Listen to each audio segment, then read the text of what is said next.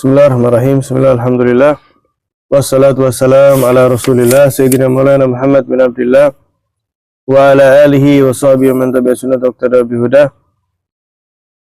Qala Sayyidil Imam Al-Arif Billah bin Athaillah Sakandari rahimallahu rahmatal abrar wa amadana bimadadihil wafir fid darain amin.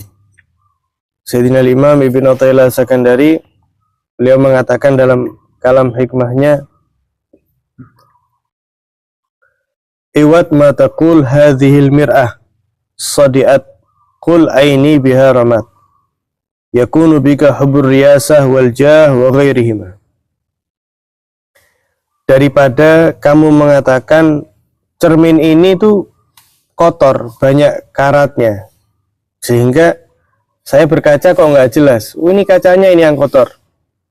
Nah, daripada kamu terburu-buru mengatakan kacanya yang kotor karena memandang wajahmu itu buram, qul aini biha ramat, lebih baik engkau katakan mataku ini lagi sakit, mataku ini lagi buram. Jadi maksudnya beliau, kita jangan terburu-buru melihat hijab antara kita dengan Allah itu sebabnya adalah orang lain. Tapi justru kita harus introspeksi dulu, jangan-jangan saya ini yang masih terlalu kotor, masih banyak hijab antara saya dengan Allah Ta'ala. Saya ini kok sudah ngaji Al-Quran, sudah membaca wirid, sudah sholat ini dan itu. Apa yang keliru ini? Katakan, aini biha ramat, mataku ini yang masih sakit ternyata. Yakunu bika hubur riyasah wal jah wa ghairihima. Dalam hatimu itu barangkali masih ada hubur riyasah, yaitu suka daripada kepemimpinan, suka daripada jabatan, suka daripada ketenaran dan lain sebagainya. Ini yang harus seringkali kita introspeksi diri. Jangan terburu-buru kita menyalahkan orang lain. Ya, tapi jangan-jangan hati kita ini yang belum siap mendapatkan hal tersebut. Misalnya kok kita hadir maulid Nabi SAW, kok rasanya kok maulidnya kok nggak ada rasa apa-apa ya misalnya. Jangan salahkan tempat maulid tersebut atau siapa yang hadir di dalamnya sehingga kamu nggak merasakan rohaniyah maulid. Tapi justru sebaliknya, tanya kepada diri sendiri, apa yang salah dengan dirimu sehingga kamu nggak merasakan rohaniyah maulid tersebut. Jangan-jangan kamu hadir supaya pengen dikenal orang, oh si fulan hadir dan lain sebagainya. Watakulu, dan jangan sampai kamu kemudian mengatakan asyikh ma yajdib kulubana. Jangan sampai kamu mengatakan, kalau guru saya yang si fulan ini kok saya nggak merasakan apa-apa ya, saya kok nggak bisa ditarik oleh guru tersebut. Wah, ini gurunya ini berarti yang nggak ajib, gurunya ini yang nggak bagus. Buktinya apa? Buktinya hati saya kok nggak condong ya, hati saya kok nggak tertarik ya. Nah, daripada kamu mengatakan seperti itu, kok sampai menyalahkan guru, katakan qul al-aik minni, penghalang itu justru ada pada diri saya sendiri. Bukan, jadi yang salah itu bukan gurunya, yang salah siapa? Kita sendiri. Karena berapa banyak orang lain yang justru mendapat keberkahan daripada guru-guru kita tadi itu. Jangan-jangan penghalangnya itu daripada diri kita sendiri. Karena emang dikatakan al-madad ala qadril masyhad. Jadi pemberian Allah yang Allah titipkan lewat para orang soleh, ulama, apalagi guru. Kalau kita guru itu kan beda ya, antara hanya ulama sama guru itu kan beda. Guru itu berarti kita ada ikatan, kita nyantol sama mereka. Mereka nyantol sama gurunya, gantung-gantung sampai kepada Nabi SAW. Tapi guru itu memberikan kepada santri-santrinya, murid-muridnya itu tergantung masyhadnya santri itu. Dan yang memberi bukan gurunya ya, tapi Allah Ta'ala. Jadi Allah itu menitipkan keberkahan lewat seorang guru. Nah, bagaimana cara Allah membagi kepada murid-murid guru-guru, murid-murid daripada guru tersebut? Tergantung berapa besar masyhad. Masyhad itu cara pandang yang baik, husnudzon, santri kepada guru tersebut. Semakin banyak, semakin besar masyhadnya, dia akan mendapatkan keberkahan yang semakin besar juga. Ibarat kalau ada orang mau datang ke salah seorang dermawan misalnya, salah satu di antara mereka husnudzonnya besar, dia ke sana bawa ember misalnya. Dia ke sana mau mengutarakan, mau menyumbang untuk para fakir miskin, anak-anak yatim menjelang Ramadan. Bawanya bawa ember dia. Yang satu misalnya bawa kotak kecil. Yang satu membawa amplop untuk diisi oleh orang dermawan tersebut. Maka ketika sampai ke rumahnya, dia orang dermawan kaya sekali. Ketika ngelihat yang pakai amplop, ya masuk cukup diisi 20 juta, enggak cukup. Paling diisi berapa gitu. Diisi sesuai ininya, harapannya kan gitu. Dia bawa amplop, ya secukupnya amplop. Ada yang bawa bak kecil, ya secukupnya bak kecil. Ada yang bawa bak besar. Lu ini berarti harapannya kepada saya besar. Tak kasih sesuai harapannya. Dikasih banyak, ratusan juta. Nah, kita kepada para guru pun seperti itu. Dan bukan guru itu loh yang bagi, jangan keliru. Bukan guru itu yang selalu bagi.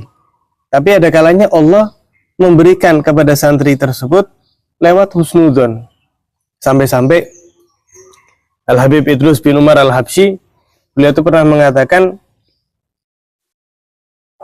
al-husnudzon lit talib itu kasaman lil madad fil akabir. Jadi husnudzonnya kita itu sebagai santri kepada guru itu seperti saman, seperti uang yang digunakan untuk mengambil daripada al-madad, besarnya pemberian pertolongan Allah fil akabir, daripada orang-orang yang besar, daripada aulia, daripada ulama. Maksudnya apa lah? Kalau kita pengen dapat madad tadi itu, madad itu pertolongan Allah, pemberian Allah. Samannya sebagai gantinya apa itu? Ya husnudzon dengan mereka. Nah, kalau kita datang kepada mereka tapi nggak ada husnudzon, atau naudzubillah justru meremehkan, ya paling-paling ini, paling-paling hanya gini, paling-paling hanya gitu. Ya, ketika pulang ya yang dapat paling-paling itu aja. Tapi ketika datang kepada mereka, baik al-ahya yang masih hidup atau al-amwat yang sudah wafat di antara mereka, dengan husnudzon yang besar, mempercayai, ya Allah, saya yakin, saya tahu mereka ini adalah walimu, beliau ini adalah orang yang kau cintai, maka demi cintaku kepada mereka, ya Allah, saya mohon demi kemuliaan mereka, ya di hadapanmu, saya minta hajat saya ini engkau kabulkan. Dengan husnudzon yang besar, maka nggak mungkin disia-siakan. Bahwa Allah itu maha dermawan. Para walinya Allah juga maha, orang-orang yang sangat-sangat dermawan sekali. Kan pernah itu sampai diceritakan, ada seorang guru sekali waktu duduk. Nah, duduknya itu agak terbuka, jadi lututnya itu hampir terbuka. Nah, santrinya tuh melihat ini sesuatu yang aneh gitu loh. Ini kok aneh, ini kok pakaiannya kok hampir terbuka gitu, hampir terlihat auratnya. Tapi santri itu husnudzon. Ini santri pinter emang. Santri ini husnudzon. Ini saya paham. Ini guru saya ini mau ngetes saya ini. Mau ngetes apakah saya ini masih mau ngikut sama guru saya ini atau tidak, gara-gara auratnya tadi ini hampir terlihat. Saya dites ini, saya husnudzon ya guru, dalam hatinya ini, saya husnudzon kepada antum, saya tetap ngikut sama antum. Subhanallah, santri tersebut sama Allah dikasih keberkahan sampai menjadi orang yang besar. Nah, setelah itu santri itu setelah menjadi orang besar datang sama gurunya itu mengatakan, baik guru, saya mau minta maaf, saya ini mau tanya, waktu itu antum ingat hari sekian, pada waktu sekian di tempat ini, antum itu sengaja kan hampir memperlihatkan aurat tadi itu, hampir kelihatan, ngetes saya kan antum waktu itu. Kata gurunya, enggak pernah ngetes kamu, apalagi pakai cara yang kayak gitu. Tapi berkat husnudzonmu kepadaku.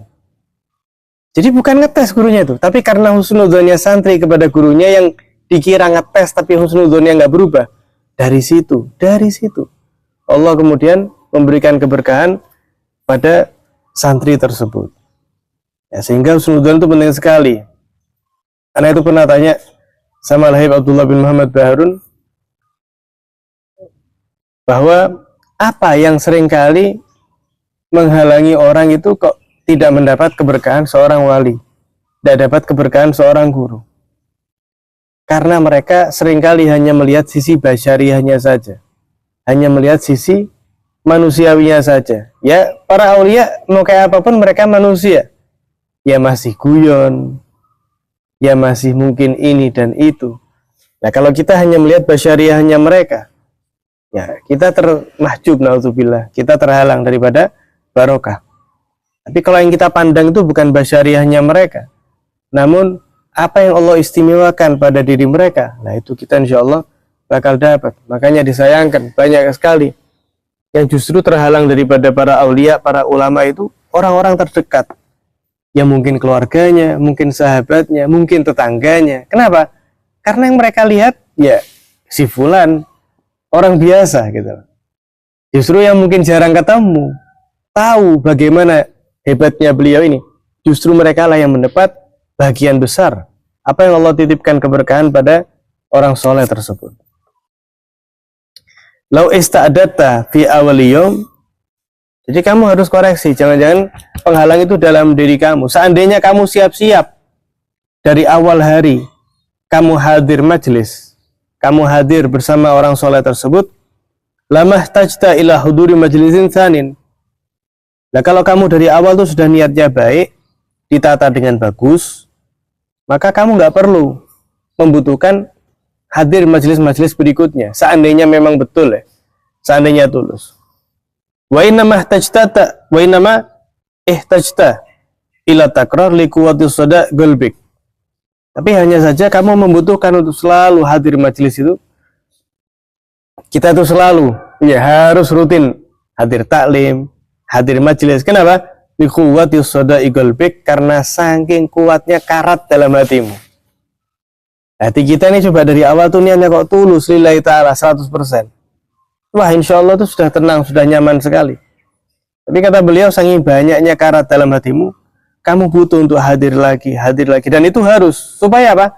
Sedikit-sedikit semakin menghilang, hatta takuna likulli jilsatin soklah, sehingga setiap jalsah, setiap majelis, setiap taklim yang kamu hadiri itu merupakan pembersihan daripada karat-karat yang ada di dalam hatimu. Mudah-mudahan kita dijadikan oleh Allah Subhanahu wa taala hamba-hamba yang mampu ya dibimbing membersihkan hati, mampu husnudzon dengan para guru-guru kita, sehingga kita mendapat keberkahan mereka. Amin ya rabbal alamin.